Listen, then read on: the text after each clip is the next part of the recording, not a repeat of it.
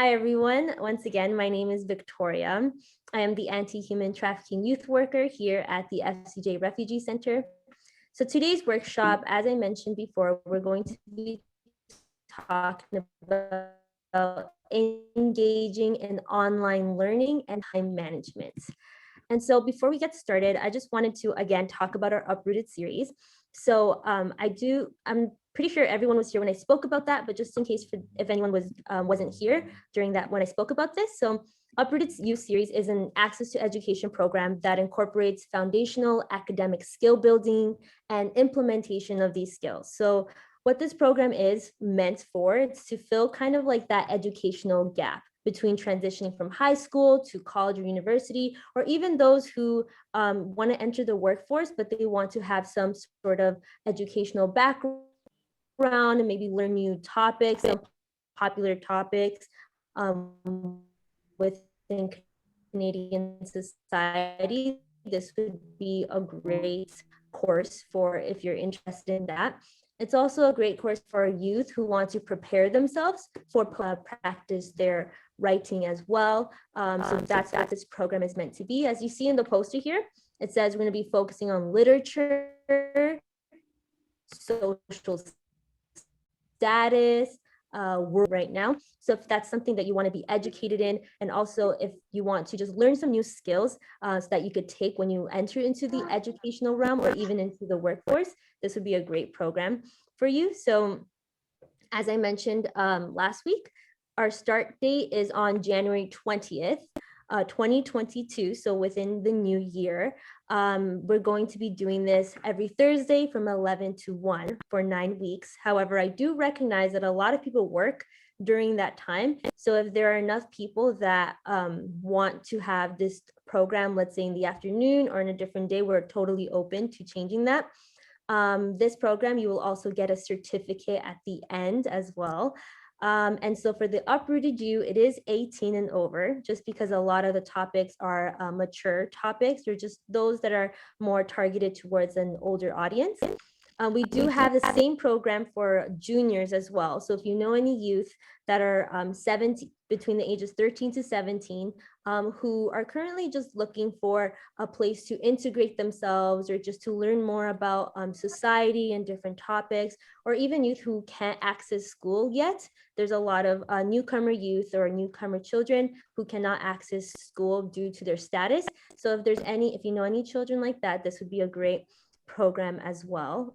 So for Uprooted Junior, that's gonna be taking place on Mondays between 4 to 5. So please email me if you are interested in joining this program. We are accepting applications starting from last month. We're accepting applications starting from there until the program start date. Okay, so let's get into it. So what does engaged learning mean? So engaged learning is when there is a personal motivation to learn. So it's when you are interacting with your peers and teachers in a meaningful way. So what does that mean? It means that engaged learning means that you're not just like sitting in the classroom and just like, I don't understand anything. Engaged learning is when you're participating, or when you're just maybe if you're like writing notes, or you're asking questions, or even talking to your peers about the subject. That's what it means to be engaged, right? There is more of an increased time, there's an increased effort, and there's an increased investment in your learning, in your education. And it's something when you're interested in what you're learning about, and when you're excited, sometimes you're excited about what you're learning about as well. So that's what engaged learning means.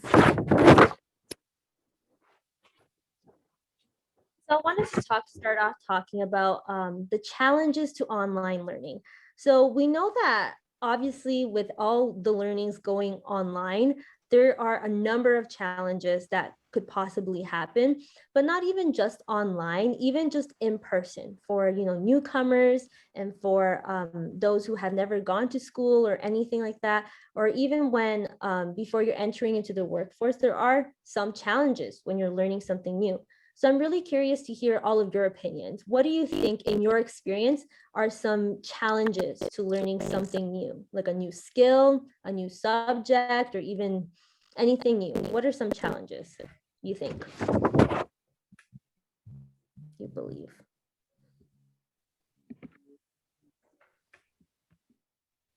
For me, at the beginning is do I always when I ask when I about to learn something new, I always ask myself, will I will learn it? It will be easy for me. And then the second thing is it will be useful or or not, and what's I always look the main challenge in everything. Like riding a bicycle, the challenge for me is the balance. Driving a car, it looks like as if it's easy, but the challenge for me is not the safety, the road rules.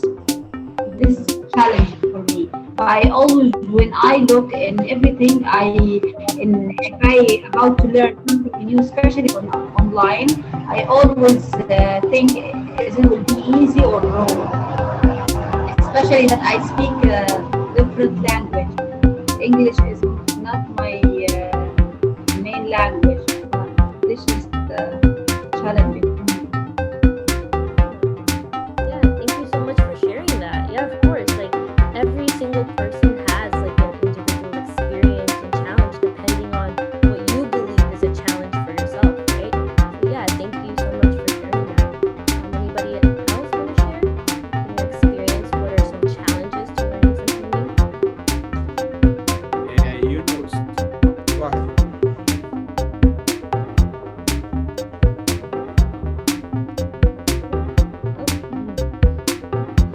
Yeah, for me, it's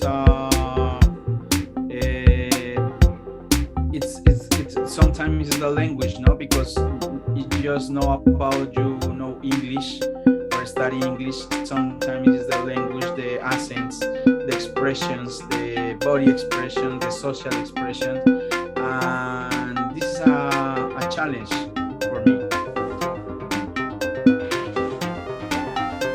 Thank you for sharing. Of course, that is a very common challenge to happen amongst everyone. Sometimes, like, just depending on what you're studying or where you're studying, you're absolutely right. Like, language is definitely a key part of studying, and that could be a challenge for a lot of people. Yeah, thank you for sharing. Anybody else have any comments you want to share?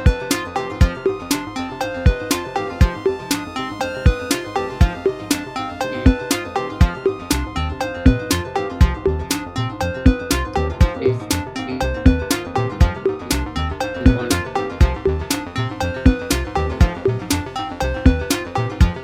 I hear someone is trying to share, but their Wi-Fi is a little, it's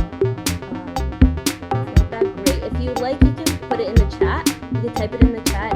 I can see all the messages in the chat. So you can put it there, and then I can read it out loud for those who have bad internet connection. Anybody else? Focusing and remembering. That's my challenge. Yeah. Focusing and remembering. Yeah. Yeah, of course. I mean, yeah, like I said, like these challenges are all to, personal, what you personally feel are a challenge as well. But focusing and remembering is definitely a challenge for a lot of different people. Someone else. The word learning itself is a challenge. Learning itself is a challenge? Yes. That's so true. That's a really good point. It really is. And it all just depends on like even your drive as well, right? Like if you're learning something and like if you have a drive to learn it, like you would be able to surpass challenges, but it doesn't mean that the challenges don't exist, right? But yeah. Thank you so much everyone for sharing. There's definitely going to be more opportunities to share down the road. Okay, let's move on. So, challenges to online learning. So these are some things that people have already mentioned. These are some things that people have already mentioned, just to briefly go over it. So technology. Technology is definitely a challenge when you're attending classes online. It could be a challenge to log in. It could be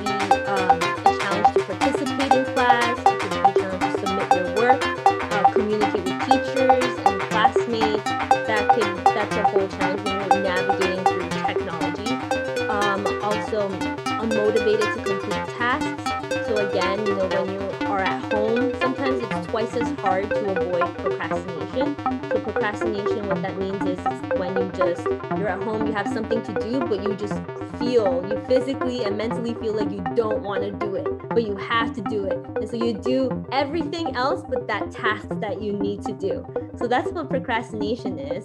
And so it's really hard to avoid that sometimes at home, especially when you're learning anything. Like someone mentioned, learning itself is a challenge. So when you're learning anything, that could be also a challenge, procrastination. It's a struggle to have that mindset as well, that mindset to learn, that mindset that you want to learn something new. Sometimes when you're at home, it's really hard to just kind of be in that mindset. And time management, which is what we're going to talk about later on today.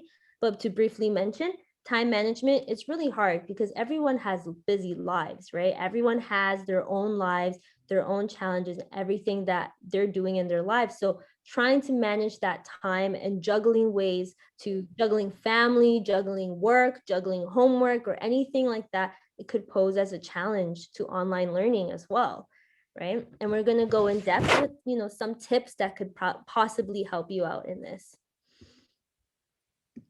Okay. So I see that there's some people that are direct messaging me in the chat. I see your message. And if you like, I will email you personally if you want me to do that. Or if you're comfortable with me answering the question out loud, you can just let me know. Tips to engage in online learning. So now that we kind of talked about the challenges, we're all just kind of like, man, there are a lot of challenges to learning itself.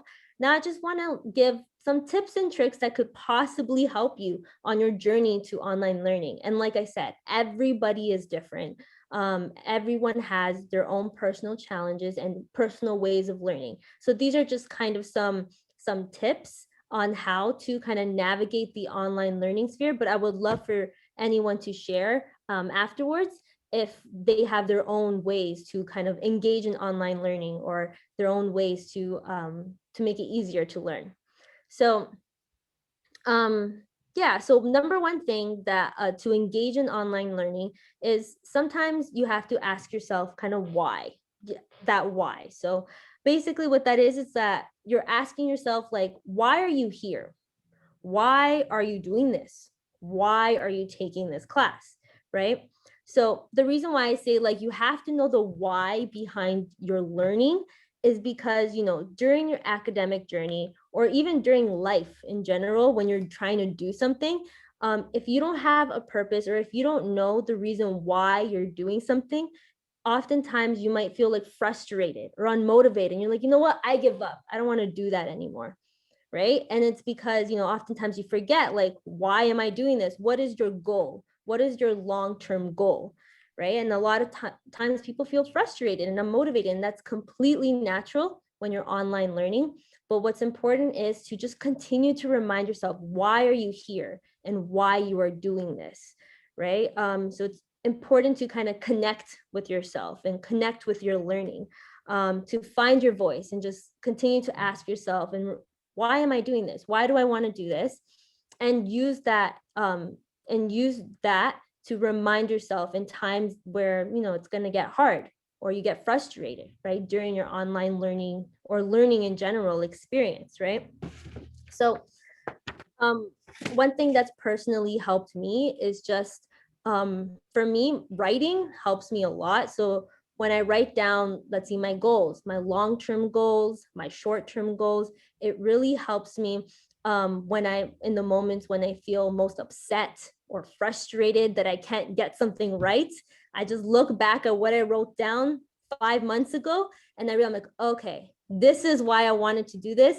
So no matter, even when it gets tough, I'm going to keep going because I said I want to get this done, right? Okay, no problem. Yeah, so that's sometimes something that I do, when you write down your short-term and long-term goals. I find that it really helps, and it's something that a lot of people do as well when they write it down, and it's something that they could look back on when they're feeling super frustrated with their online learning experience or just anything in life in general, right? Communication is another tip that I wrote here, to engage in the online learning. So oftentimes, like I said, technology kind of has its own challenges, right? So Wi-Fi might not be that great, or maybe having access to internet or not having that space might not be that great. And so oftentimes when these things occur, communication is very important.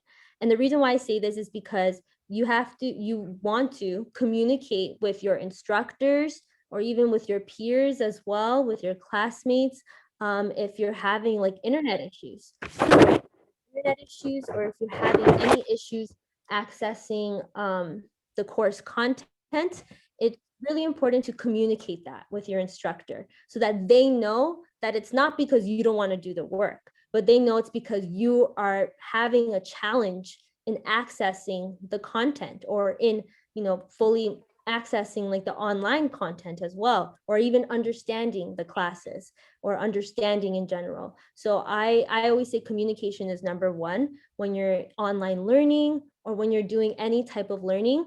Just being able to communicate with your instructor or with your classmates is really important. However, I'll warn you, I went to school, I went to online school, I went to in-person school, and I've been in cases, and I'm sure all of you have, where you ask for help from your teacher, your professor, instructor, and they're no help. They don't want to help. Sometimes they're like, oh, I'm too busy, I can't help you, right? That could sometimes happen, and it's really true. So I think what's really important then, I would say that, it's important to establish those relationships with your peers and with your classmates as well. So then in moments where you find yourself, your teacher's not helping, your instructor's not helping you, then you could always turn to your classmates, right? And like, hey, did you have like the notes from last week? I couldn't fully understand, or just make those bonds and those friendships so that when you do have trouble and your instructor is just no help, then, it's really, so then you have a classmate or a friend, or making those networks and communications to help you out as well. Last week, we also spoke about online etiquettes or etiquettes. So I know last week, like I said, I'm going to reshare the link to everyone, those who didn't get to see it. For our last week workshop, we talk about how to communicate online and how to network. And so that's a really good way to, network with your peers and with other people outside of just like your instructor or anything. But yeah. Another way to engage in online learning is definitely to minimize distractions. I know distractions they happen, especially when you're at home. Yeah, the phones, exactly. I see you, your phone. And even when you're learning on your phone, you're watching this series on your phone, you get a text, you're gonna get distracted, right? So I think another way to engage online is to minimize distractions. So for example, if you're going to like in-person classes, in-person anything, if you're taking ESL classes, if you're going in person, I know it's scary, but sit at the front of the classroom. I was a student that never liked sitting at the front. I always sat at the back. But the one time when there was no seats in the back, I sat at the front. I was like, wow, I actually learned so much more. Why? Because there was no distractions in front of me. I was just focusing on the teacher, and I was focusing on what they were talking about. And I could see the board right in front of me. And so if you're going in-person classes, sitting in front of the class is a good way to minimize distractions. If you're at home, if you're doing online class at home, finding that space in your room, let's say if you live in like a bedroom, finding that space in your bedroom to just sit down and, this is my space to do work. Or if you're living in a home where you're sharing different rooms, just finding that space and like, okay, this is my space to do work, really helps your mind separate from workspace and like lazy space, right? So if you're like doing your work on your bed, for example, that's not a problem. If you don't find that a problem, that's fine. But a lot of people obviously associate your bed with sleep. So it's really hard to do your work on your bed because you just want to lie down and just sleep. So try to minimize as much distractions as possible in order to engage in online learning. And like I said, that is completely unique to you. to each individual here. It's completely unique to you. You know what your distractions are, and only you could figure out how to truly minimize or take away those distractions. Another way is to optimize your note-taking skills. So we actually have a workshop on this coming up very soon. I believe it might be next week, on how to take notes in class and how to read effectively. But just briefly to go over optimizing your note-taking skills. For example, myself, I am a crazy note taker. I take so many notes, like all the time. I take a lot of notes. And sometimes I don't even read back on them. The reason why I take notes is because for some reason, when I write something down, it stays in my memory, like it sticks with me, right? Or it helps me take in what someone is saying. Because if I don't write it down, if you're talking to me and I don't write it down, I'll completely forget in the next 2 minutes, right? So for me, it's really note taking. I always have to take notes. If you're telling me something important, I'll write it down, even if it's like I don't need to. So I recommend taking notes as much as possible to kind of help you take in the information, especially when you're online learning. Taking in that information and note taking is really important. And I wrote down in my notes here, again, I have notes too. I wrote down in my notes that taking notes with different, oftentimes when you're studying and you have different markers, different highlighters, highlight different notes of like, this is really important. Pink is for really important. Yellow is for kind of important. Blue is for not important at all. I don't know. It depends on you. It depends on how you like taking your notes and how you like organizing yourself. We're going to talk more about that in the next workshop. Be active. So be active, I mean participate, ask questions, answer questions, contribute to class discussions. That is one of a great way to engage in online learning, when you are actually asking the questions and participating. Because oftentimes, when you're online learning, it's really hard to just focus on whomever is speaking. So if you have any questions, like even right now, if you have any questions, like do not hesitate to ask. A lot of teachers or instructors like when you ask questions. Sorry, I'm just admitting people in here. Okay. Like when you ask questions. So that's really important as well, just to participate when you have the chance to. Motivation. So having motivation helps you succeed in learning because it makes you interested in seeking information and increasing your understanding. Yeah, motivation is, like I said, it's personal. Motivation is it's hard to teach. You can't teach motivation because it's all personal to the person. And so one definitely tip to engage in online learning is to try to be motivated, right? And to have motivation, we're going to talk about actually ways you could be motivated, but one of the big ways to be motivated is to like what you're learning, to find purpose in what you're learning. So it goes back to when I said why. Like ask yourself, why am I learning this? Why? What are my long-term goals? Having that why or writing it down, my long-term and short-term goals, helps you to be motivated to continue learning and to continue moving forward during your academic journey, or even like your work journey as well. Yeah, and I wrote down here positive self-talk. So it's very tempting. I know for myself, it's very tempting to be like, oh man, you're so dumb, or oh man, why didn't you do this better? Oh man, I could have, whatever. It's really tempting to talk bad to yourself. But sometimes when you talk bad to yourself, your mind will start thinking, obviously will think that's true. And you won't feel that motivation. You won't feel that push to keep learning because you think that you can't learn. You think that you can't do it. So what's really important, again, this is personal, is positive self-talk. Oftentimes, you won't be crazy if you're waking up in the morning or walking, be like, you know what? Good job. I'm doing a great job today. Or I'm going through a lot, but I'm doing a great job. It's really important to positive self-talk, to just be nice to yourself, be patient with yourself, because everyone is on a different journey, and you're not alone on this academic journey. You're not alone because there's so many other people going through the same things. And you know what? If they can surpass it, then you can surpass it too, right? And so positive self-talk is so extremely important as well. Okay, so before I get to the next slide, I'm talking too much. Okay, so before we get to the next slide, does anyone have any questions about this or any comments?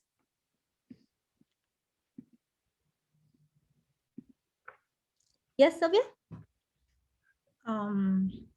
My comment is about reminding myself on the why.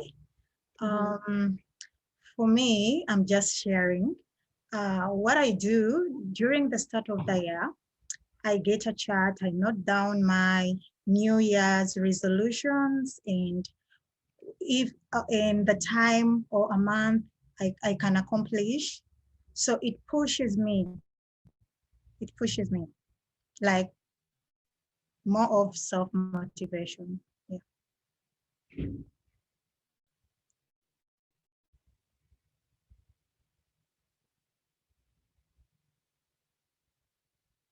Sorry, I was having trouble unmuting myself.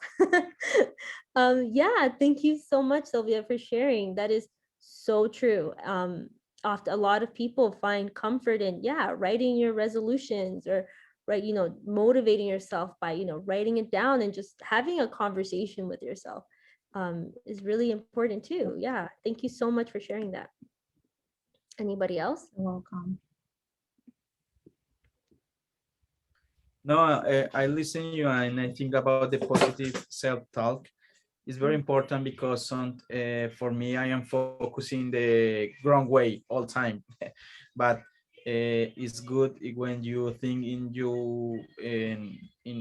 positive things. Yeah, in the I think about this point, and it's for me very important to work in that way. Yeah, thank you so much for sharing. Yeah, it's exactly. Positive self-talk is like super relatable to everybody, right? Because everyone has those moments where they're just putting themselves down. But yeah, thank you for sharing because it's true. It's really important to just be patient with yourself. Yeah. All right. Okay. Nobody has any more comments. I'm gonna move on. Oh, okay. Let's move on to time management. Okay.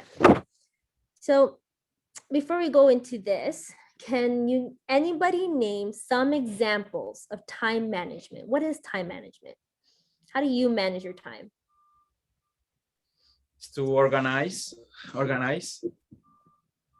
Yeah, to organize. Yeah. Sylvia? Time management, like, let me give an example. In case we were given time, we are supposed to start around 16 hours. So if you know you're starting around 15 hours, prepare yourself before, like 5 minutes before.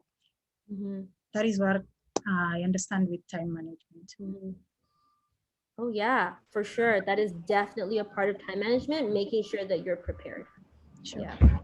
For me, I think it's about managing your time to fit your duties, to make your duties to schedule your duties, so you can do all what you have to do in the time. Yeah, thank you for sharing. Yeah, I think a lot of time management is exactly trying to see what your duties are and what you're doing, and then try to like schedule it, so that you have time to do everything, right? Yeah. Anybody else? Yeah, I believe, however, time management is somehow a bit, like to say, tough, but I believe time management is how valuable you use your time, even if 1 minute, 1 second, how you use it.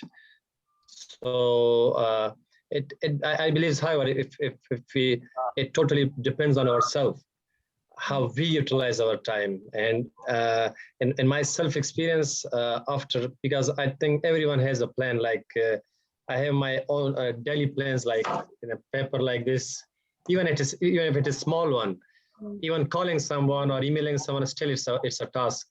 So at the end of the day, I see how many of them completed. So it gives me somehow a motivation that yes, at least 90% of time is spent positively. So yeah, this is what. Yeah, thank you for sharing. Yeah, I think you mentioned something really important, and it's like writing it down, like having a list of things that you need to get done. I think, yeah, that is totally a part of time management, and it's something that we're going to talk about. So yeah, thank you. Anybody else has a comment? Yeah, so for me is knowing what it is that you have to do and trying to have a balance between it all by putting down the dates and time and uh, time in between to get yourself situated so you don't get flustered when it is time for whatever it is that you have to do. Yeah, exactly. Yeah. And I think you mentioned something really important. It's just like trying to time manage is just trying to see the times that you have throughout the day, right? It's like the trying to schedule your tasks accordingly to make sure that you actually have time to do them all. Yeah. Great. Thank you. Thank you everyone for sharing. It's great. Okay. So I want us to do a little activity here. So good time management versus bad time management. I can't even speak. So which statement is evidence of good and bad time management skills?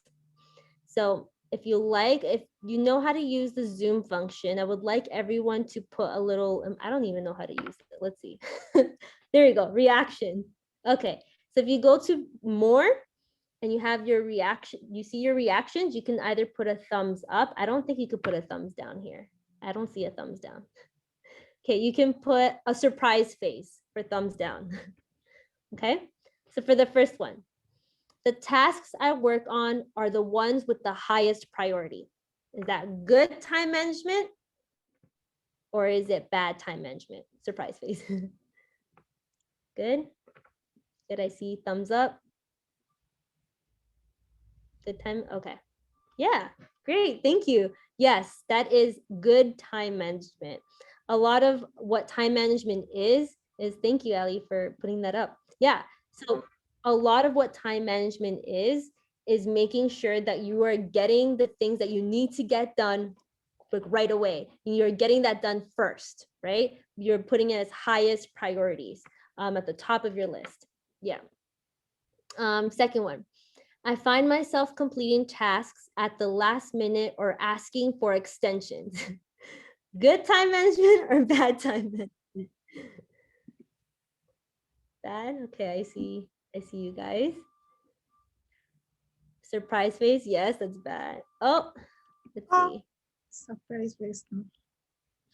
Yeah, surprise face means bad because there's no thumbs down. Okay. Carla, you put, you found the thumbs down button. Okay. Yeah, it's the bottom. Mm-hmm. Oh, I've seen it.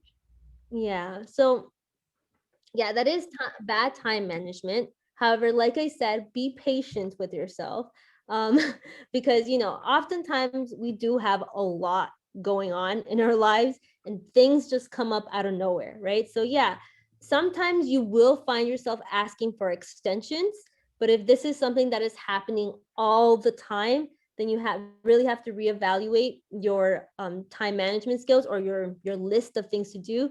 You have to reevaluate that because it shouldn't be happening all the time. But if it happens once in a while, it's okay. It happens to everyone, right? Okay, next question. I set aside time for planning and scheduling. Good or bad? Good. Yeah. Nice. I see thumbs up. See the emojis. Okay. Yeah. It's good time management. I must take work home in order to get it done. Interesting. Good or bad? Bad? Okay. Mm-hmm. Bad? Okay.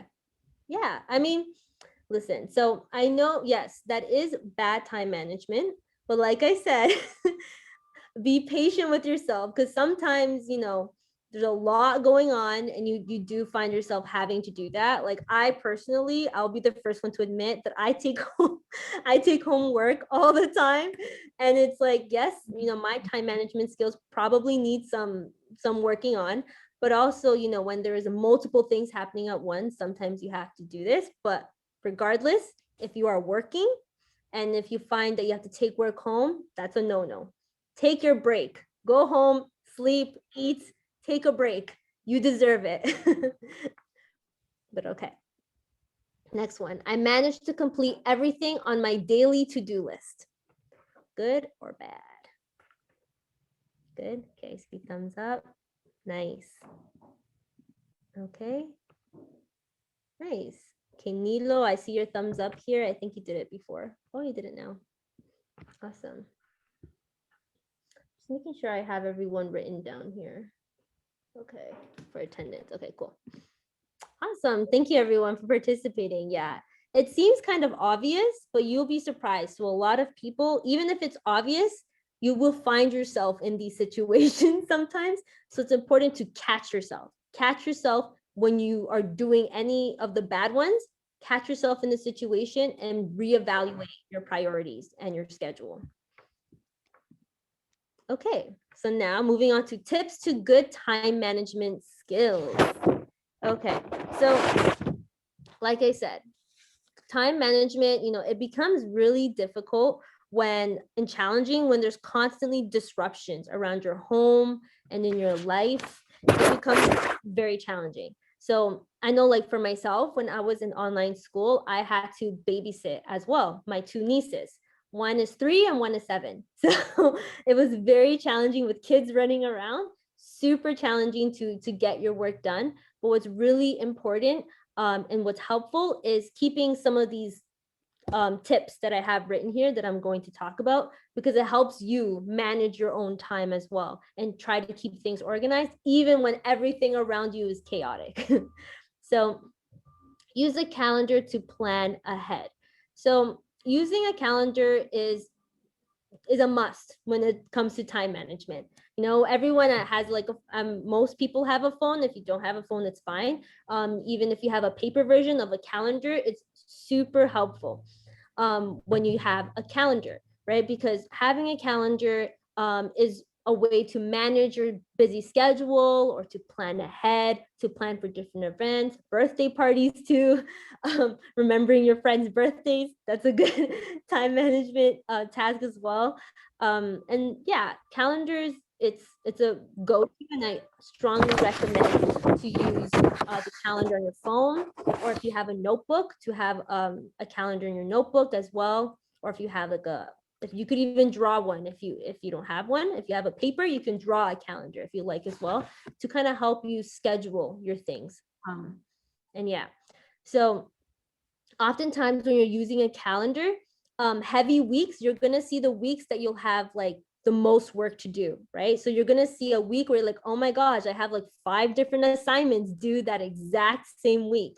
So having a calendar, like the entire calendar, is super useful, so for you to know what you need to get done, right? What you need to get done ahead of time, especially when there's a bunch of things that you have to get done on your immigration applications as well, right? Some of those have some deadlines. And so even filling those out and just doing different applications, it's really important to have a calendar. And even if you don't have a deadline, to set a deadline for yourself so that you could get these things done. So a calendar is a good time management skill. Next one is a daily to-do list. So surprisingly, a daily to-do list is something that I when I started working here at FCJ in September. Daily to-do list is something that really helped me, that I started doing as I'm working. And I found that even doing this in school was super helpful as well. And I didn't realize that my skills in school, doing a daily to-do list, were going to be so useful and when I started working as well. which is why this is honestly, it applies to every area of your life, not just when you're in school, but when you're working too. Having a daily to-do list for your life in general is super important, because it leaves room for you to see what you need to get accomplished each day, right? Especially if you have kids or if you have other responsibilities. Just seeing, that daily to-do list, which is make dinner for my children, make some dinner, take the baths for the children, do this and do that. I know a daily to-do list is really helpful, especially if you, like I said, have kids, and if you're working as well, or if you're going to school too, or if you need to get something done, having a set to-do list for the day is really helpful to just check off everything on that list. Yeah, and also crossing off when you're checking that you finished a task, it's so satisfying. Crossing off like, done, I'm done that task. It's super satisfying to do that. I see that some of you are nodding your head. It really is. Yeah. So another good time management skill is the ABC method to prioritize. This is something that I personally have not used yet. But as I was doing my research for this workshop, I'm like, this is something that I'm actually going to start doing for myself, the ABC method. So what that means is, so the A, that means things that have to be completed today, right away. B, it's things that would be nice to finish today, but you don't have to finish it today. C, it's like, okay, this is something that can be pushed for tomorrow if necessary. Okay, so when you're doing your daily to-do list, having an ABC is it's very useful, because it allows you to see what are the things that you need to get done quick for that day, or things that you can just push for like tomorrow or for like next week as well. And it becomes useful, especially when you're in school as well. Notice and deal with procrastination. Don't we all love procrastination? I lied. No, I hate procrastination. So like I mentioned before, procrastination is when you have a task that you need to get done, like you need to get done, but you refuse to get it done. You do everything else but that one task that you need to get done. And that's what procrastination does. And so some tips to help you with procrastination is to be aware of why you are avoiding the work. Again, we're going back to the why questions, right? I find that with dealing with procrastination, it takes a lot of self-reflection and be like, okay, for myself, my name is Victoria. So I would say, Victoria, why don't you want to do this today? Why don't you want to write that report today? What is it about the report that is making you just procrastinate completely? And asking yourself the why will help you figure out what is keeping you from doing this task that you need to do. And then you'll figure out the steps that you could take in order to complete the tasks, right? So for myself, for example, let's say if I have to write an essay, okay? If I have to write an essay, this essay is due in 2 days, okay? And I've been procrastinating, which for students, it happens a lot. Let's say that happens. So I'm like, okay, Victoria, why don't I want to write this essay? What is it about this essay that is just, I don't want to do it? Okay, it could be too much work, too much writing maybe, or maybe as well, I don't have the motivation to do it. Okay, so why this specific essay you cannot get done? Maybe it's the topic I chose. The topic I chose for the essay, I don't really like it that much. This topic is really boring, really boring. And I don't want to do research for that topic. Okay. How about look into changing your topic or changing, or making it more interesting for you. Maybe you can look into that, or finding something about this essay that will make you want to do it. The topic that will make you want to do research on it. So I know a good tip for myself when I was studying in university and in college as well, in school in general, what I always did was the topics I chose were not the easiest topics, but the ones that I genuinely want to know more about. Something that was interesting, that I don't even know anything about. Why? because it makes me want to do more research on the topic, makes me want to look into more and figure out why, or what's the information and why, the reason why behind the topic, right? That's specifically for essays. If there's anything else in your life, it could be anything that you're procrastinating on, the why, asking yourself, why am I procrastinating on this? It still helps as well, because it makes you realize and see what's making you, holding yourself back from completing that. And perhaps you can take the steps to overcome that feeling of procrastination, right?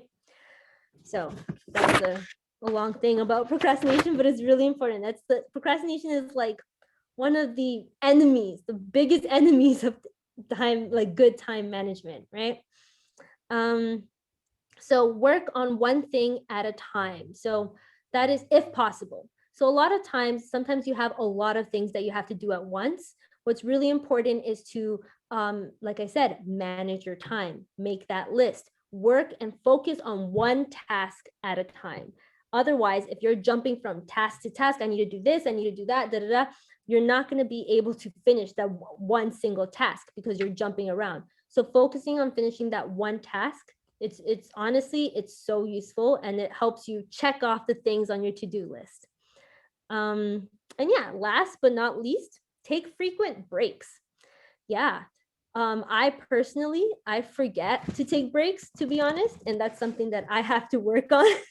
Sometimes you're so into your tasks and you're just typing away, or you're doing so much research, or you're just in anything, right? You're just so into it that you forget to take breaks. But I recommend, putting, let's say, like an alarm on your phone, putting an alarm, or just setting like, okay, I'm going to work on this for 1 hour, take a 10-minute break. 10 minutes, you're fine if you take 10 minutes. It's not a big deal. Sometimes I'm like, 10 minutes, that's too much. I won't have time to finish. No, 10 minutes is fine, or 5 minutes. Okay. Frequent breaks are so important. It's important to help you continue on with the task that you're doing. It'll help you rest a little bit so that you can continue doing that task for a longer period of time. If you don't take the breaks, you end up getting tired more quicker, right? So it's better to take those 5-minute break or 10-minute break to eat something. So then you could finish your task on time. Even like if you take a break, like a 10-minute break or 5-minute break, doing laundry. We all know laundry sometimes it's really tough to do when it's piling up too. So even if like you're working on something, taking that and you take a break, maybe go take a break and start organizing your clothes for your laundry, or start putting your laundry together, and then you can go back to your work and then take, so it's just trying to find that time to take a break and have your mind focus on something else. It's really important as well to manage your time. So it is now 5:01. Officially went over my time a bit, but it's okay. We're at the last ending of our slide. So just some final questions. What are some ways you can personally manage procrastination? There should be a question mark there. I apologize.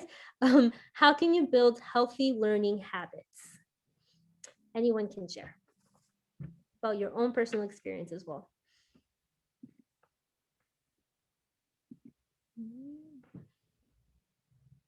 Anybody? How do you manage procrastination? What do you do to manage it?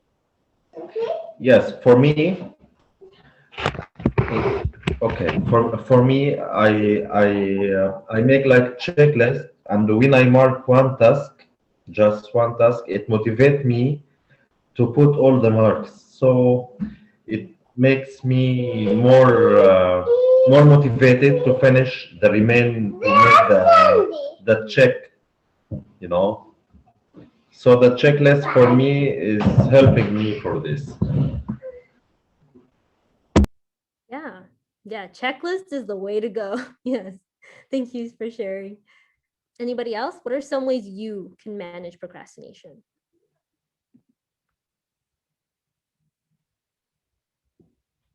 Anybody? It could be anything that you personally do as well. Okay. Cool. What about the second question? I want to say about the first question is the checklist and the cell phone reminder, the phone reminder.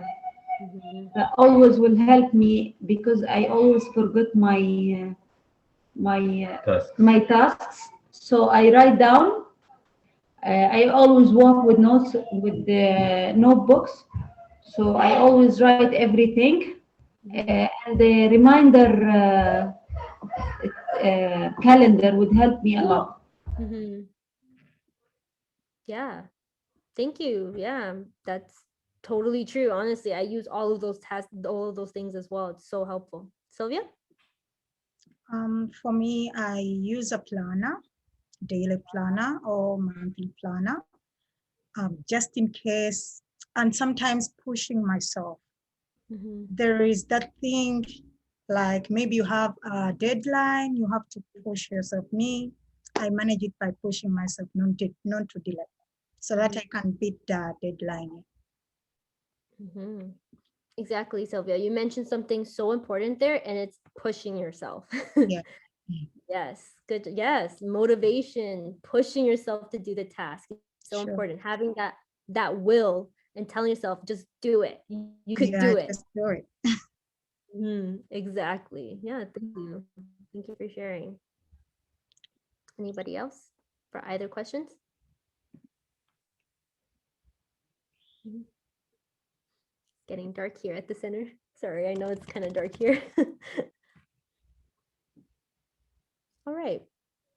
Awesome. Okay, I think I'm gonna stop sharing here. If anybody else, does anybody else have any comments, any questions regarding the workshop? Actually, before I do that, I'm going to end the recording here. Just for those who are watching online. How do I